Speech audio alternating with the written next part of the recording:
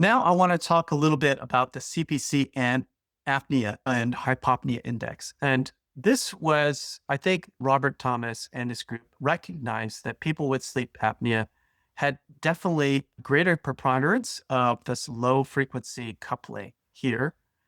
And with those individuals with complex sleep apnea, particularly a central sleep apnea component, you had this very stable periodic metronomic oscillation in both the respiration heart rate changes.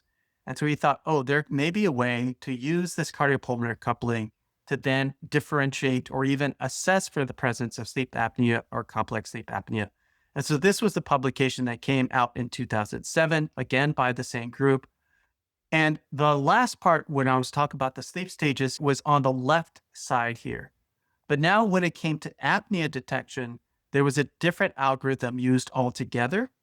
In this case, this is where the low frequency coupling has a much greater component compared to the high frequency component. So the ratio is greater than 30.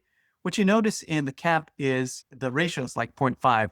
So there's a marked difference here. The apnea hypopnea is characterized with a much greater sympathetic nervous activity. So this is a marker for general apnea or hypopnea, and he called it elevated LFC. And then because central apnea has much more of this metronomic stable oscillation, he was able to categorize the low frequency range where there's a consistent frequency for lasting for 5 windows. And that he called it the narrowband ELFC. So this is a summary of what comes out for the CPC cycle. So high frequency associated with stable sleep, low frequency, very low frequency I didn't talk about, but that's correlated with REM and wakefulness.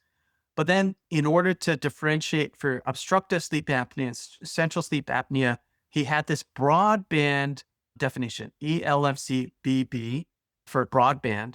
This indicates obstructive sleep apnea, sympathetic surges, respiratory effort, etc. And this narrowband, which corresponds with central sleep apnea. And this often physiologically is related to the chemoreflex hypersensitivity. I will talk about this in the future talks when I talk about sleep apnea.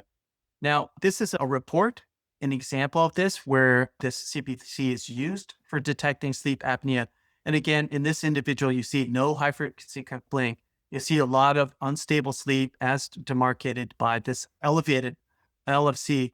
But then you could see the broadband component. It's hard to read here, but this is fragmentation.